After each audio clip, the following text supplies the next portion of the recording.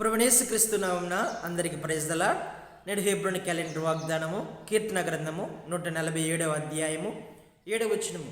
కృతజ్ఞత స్తుతులతో యెహోవాను కీర్తించుడి, సితారాతో మన దేవుణ్ణి కీర్తించుడి.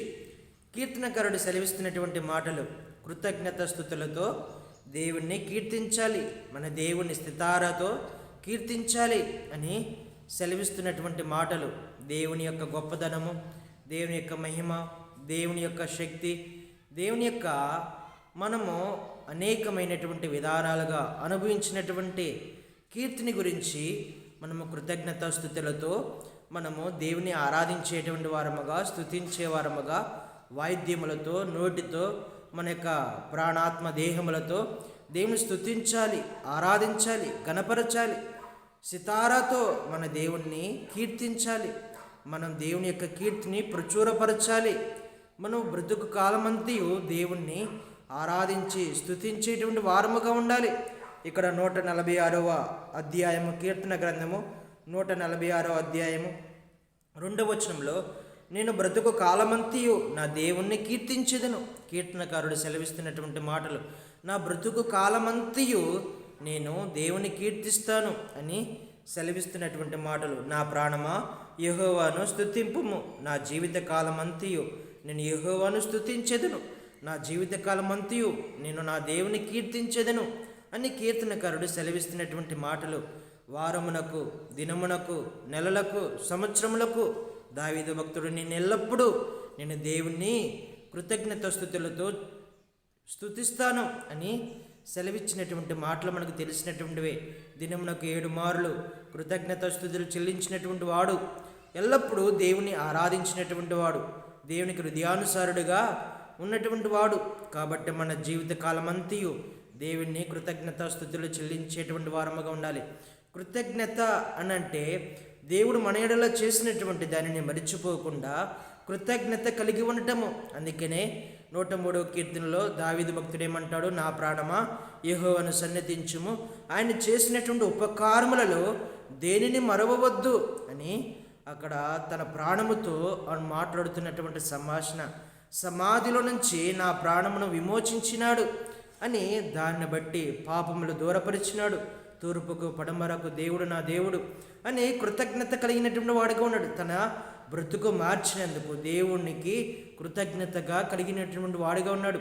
తనను ఏ విధంగా దేవుడు మార్చినాడో, ఏ విధంగా తనను ఎలాగా ఆయుష్కాలం ఇస్తూ వచ్చినాడో, దినదినము తనకు పక్షి రాజు వలె యవనం ఇస్తున్నాడో, దానిని బట్టి దేవుడు తన ఎడల చేస్తున్నటువంటి మేలును బట్టి మర్చిపోకుండా కృతజ్ఞతాస్తుతులు చెల్లిస్తున్నటువంటి వాడుగా ఉన్నాడు. ఇక్కడ 145వ అధ్యాయము 1-2 వచనాల్లో, రాజవైన నా దేవా నిన్ను గణపరిచేదను, నీ నామమును నిత్యము సన్నుతించెదను, అనుదినము నేను నిన్ను స్తుతించెదను. అనుదినము దేవుని స్తుతించేటువంటి వాడుగా, కృతజ్ఞత కలిగినటువంటి వాడుగా, దేవుని మర్చిపోయినటువంటి వాడుగా కనిపించట్లేదు.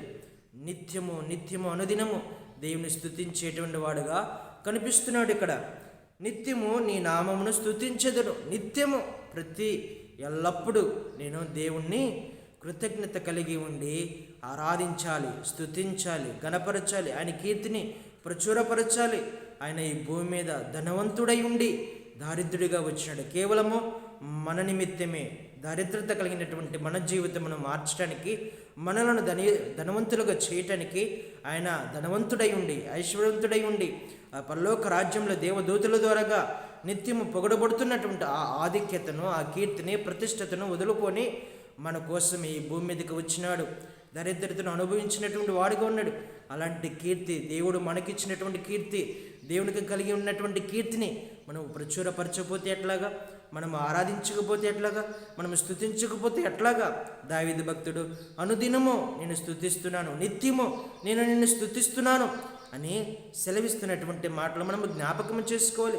మనము బ్రతుకు కాలమంతయు దేవుడు మన ఎడల చేసినటువంటి దానిని నిత్యము జ్ఞాపకం పెట్టుకొని కృతజ్ఞత బుద్ధి కలిగినటువంటి వారముగా ఉండి ఆరాధించాలి, స్తుతించాలి, గణపరచాలి. మనము 3వ వచనము కూడా చదువుకుంటే, యెహోవా మహాత్మ్యము గలవాడు, ఆయన అధిక స్తోత్రము నందదగినవాడు, ఆయన మహాత్మ్యము గ్రహింప శక్యము కానిది, ఒక తరము వారు మరి ఒక తరము ఎదుట నీ క్రియలను కొనియాడుదురు. చూడండి, ఆయన యొక్క పరక్రమము గురించి, ఆయన యొక్క కీర్తి గురించి ఒక తరము మొదలుకొని మరి యొక్క తరము వరకు మిమ్మల్ని కొనియాడేటువంటి వారుగా, మీరు అధిక శక్తి సంపన్నుడు కలిగినటువంటి దేవుడిని ఆరాధిస్తున్నటువంటి వాడుగా కనిపిస్తున్నాడు. ఇక్కడ ఈ ప్రజలకు, ఇజ్రాయేల్ ప్రజలకు దేవుడు చేసినటువంటి మేలులేమిటి అనేది మనము కూడా కొన్ని మాటలు చూసుకుందాము. చూడండి, 147వ కీర్తన 1వ వచనంలో, యెహోవాను స్తుతించుడి, మన దేవునికి స్తోత్రగానము చేయుట మంచిది, కృతజ్ఞత స్తుతులు చెల్లించడం మంచిది, దేవుణ్ణి సేవించడము మంచిది, దేవుణ్ణి కొనియాడటము మంచిది అనేది ఇజ్రాయేల్ ప్రజలకు తెలియపరచబడుతున్నటువంటి మాటలు. అలాగా వారి ఎడల దేవుడు ఉన్నటువంటి ప్రణాళికలు మనము చూస్తాం. చూడండి, యెహోవాయే యెరూషలేమును కట్టువాడు, చెదిరిన ఇజ్రాయేలును పోగు చేయవాడు. చూడండి, చెదిరిపోయినటువంటి ఇజ్రాయేల్ ప్రజలను దేవుడు పోగు చేస్తూ వచ్చినాడు, యెరూషలేమును కడుతున్నాడు. యెరూషలేము ఇజ్రాయేల్ ప్రజల యొక్క పాపం బట్టి అవి పాడైపోతూ వచ్చినాయి, కూలద్రోయబడుతూ వచ్చినాయి. ఇప్పుడు కడుతున్నాడు. వారి యొక్క తప్పిదములను వారు తెలుసుకునేటట్టు దేవుడు చేసి యెరూషలేమును కడుతున్నాడు. చెదిరిపోయినటువంటి వారిని పోగు చేస్తున్నాడు, గుండె చెదిరిన వారిని ఆయన బాగు చేస్తున్నాడు. వారి గాయములను కట్టువాడు. గుండె చెదిరిపోతూ వచ్చి వారి బ్రతుకు కాలమంతి కన్నీరుతోనూ, చెరసాల అనుభవం కలిగినటువంటి వారుగా, శత్రు యొక్క బానిసత్వం కలిగినటువంటి వారుగా అలాగ జీవిస్తున్నటువంటి వారి జీవితాల్లో దేవుడు ఒక నూతనమైనటువంటి విధానంలో వారిని బయటకు తీసుకువచ్చి ఆనందముతో నింపుతూ వస్తున్నాడు, సంతోషముతో నింపుతూ వస్తున్నాడు. కృతజ్ఞత కలిగి ఉండాలి. నేను చేసినటువంటి మేలులను మీరు మర్చిపోకూడదు. మిమ్మల్ని పోగు చేస్తూ వచ్చినాను, మిమ్మల్ని కడుతూ వచ్చినాను, మీ గాయములు కడుతూ వచ్చినాను, కాబట్టి ఇక్కడ నన్ను మరిచిపోకూడదు, కృతజ్ఞత స్తుతులు చెల్లించాలి అని దేవుని వాక్యము మనము చూస్తున్నాం. ఇజ్రాయేల్ ప్రజలకు సెలవిస్తున్నటువంటి మాటలు. అలాగా కృతజ్ఞత స్తుతులతో మన దేవుణ్ణి స్తుతించాలి, కీర్తించాలి. దేవుడు మన ఎడల కూడా అనేకమైనటువంటి మేలులు చేస్తూ వచ్చినాడు. పాడైపోతున్నటువంటి మన జీవితము, చెదిరిపోయినటువంటి మన జీవితము, ఈ లోక మాల్యంతో కలిసిపోయినటువంటి మన జీవితాలను దేవుడు మారుస్తూ వచ్చినాడు, కనికరిస్తూ వచ్చినాడు, మనల్ని కూడా సమకూరుస్తూ వచ్చినాడు. కాబట్టి మనము కూడా నిత్యము కృతజ్ఞత స్తుతులు చెల్లించేటువంటి వారముగా ఉండాలి. చెదిరిపోతూ వచ్చినారు. తల్లి ఒకరు, పిల్లల ఒకవైపు, భర్త ఒకవైపు, భార్య ఒకవైపు, తండ్రి ఒకవైపు, కుమారులు ఒకవైపు, కుటుంబం అంతా చెదిరిపోతూ వచ్చింది. కాబట్టి అలాంటి దౌర్భాగ్యమైనటువంటి స్థితిలో నుంచి ఇజ్రాయేల్ ప్రజలను పోగు చేస్తూ వచ్చినాడు మన దేవుడు. ఈ ఉదయకాల సమయంలో మనము కూడా చెదిరిపోయినటువంటి స్థితిలో ఉన్నామా? దేవుడు బాగు చేయడానికి ఇష్టపడుతున్నాడు, దేవుడు కట్టడానికి ఇష్టపడుతున్నాడు. కుటుంబం అంతా కలిసి, ఏకముగా కలిసి దేవుని ఆరాధించేవారుగా, స్తుతించేవారుగా ఉండటానికి దేవుడి ఉదయకాల సమయంలో ఆరాధికులుగా చేయటానికి దేవుడు సిద్ధపరుస్తున్నాడు. అలాగ మనము సిద్ధముగా ఉన్నామా అనేది మనము చూసుకోవాలి. వాక్యానుసారంగా మనము ప్రవర్తించేటువంటి వారముగా ఉండాలి.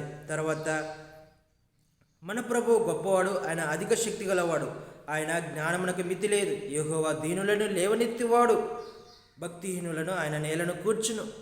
కాబట్టి దరిద్రత, తర్వాత దీనత్వము, ఇలాంటి వారిని దేవుడు పైకెత్తేటువంటి దేవుడు. అలాంటి స్థితిలోనే మనలో కూడా ఇలాగా పైకెత్తుతూ వచ్చినాడు. పాపపు బంధకాల నుంచి, మన యొక్క శరీర బంధకాల నుంచి మనం పైకెత్తుతూ వచ్చినాడు. ఇప్పుడు దేవుని ఆరాధించేవారుగా, స్తుతించేటువంటి వారుగా ఉండాలి. తర్వాత ఇంకా చూడండి,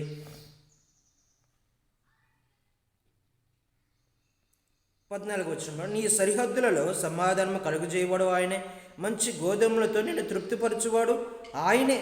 కాబట్టి మంచి గోధుమలతో తృప్తిపరిచేటువంటి వాడు ఆయన, సరిహద్దులలో సమాధానము కలుగజేసేటువంటి దేవుడు. ఇలాగ మేలులు చేస్తూ వచ్చినాడు ఇజ్రాయేల్ ప్రజలకు దేవుడు. వారు కడుపార తింటూ వచ్చినారు, మంచిగా గోధుమలతో తృప్తి కలిగినటువంటి వారుగా ఉన్నారు. కాబట్టి ఆనందము, దేవుని యందు భయభక్తులు కలిగినటువంటి వారుగా ఉంటే దేవుడు వారి యందు ఆనందముగా ఉంటాడంట. చూడండి, 147వ కీర్తన 11వ వచనంలో, తన యందు భయభక్తులు కాల వారి యందు, తన కృప కొరకు కనిపెట్టు వారి యందు యెహోవా ఆనందించువాడై ఉన్నాడు. ఇలాంటి వారిని చూసి ఆనందపడతాడు. దేవుడు చేసినటువంటి మేలులను మర్చిపోకుండా కృతజ్ఞత స్తుతులు కలిగి, భయభక్తులు కలిగి ఆరాధించేటువంటి వారుగా ఉంటే దేవుడు వారిని చూసి ఆనందపడేటువంటి వాడుగా, సంతోషం కలిగినటువంటి వాడుగా ఉంటాడు. కాబట్టి ఇజ్రాయేల్ ప్రజలకు కానీ మనకు కానీ దేవుడు చేసినటువంటి మేలును మర్చిపోకుండా నిత్యము కృతజ్ఞత బుద్ధి కలిగినటువంటి వారముగా ఉండి దేవుని ఆరాధించేటువంటి వారుగా ఉండాలని ఈ ఉదయకాల సమయంలో దేవుడు మనతో మాట్లాడుతూ వస్తున్నాడు. ఈ దినమున ఇలాగున్నామంటే, కుటుంబంతో మనం ఇలాగున్నామంటే, మనము ఇల్లులు ఎలాగ కట్టుకున్న ఉన్నామంటే, మన వస్త్రాలు మంచి వస్త్రాలు కలిగి ఉన్నామంటే, మంచి ఆరోగ్యాలు కలిగి ఉన్నామంటే, దేవుడు మనకి ఇచ్చినటువంటి అనేకమైనటువంటి ఆధిక్యతే. దేవుడు ఇజ్రాయెల్ ప్రజలు ఏ విధంగా వారిని కంటికి కన్ను పాపాలు కాపాడుతూ వచ్చినాడు, మనల్ని కూడా అలాగా కాపాడి భద్రపరుస్తున్నాడు.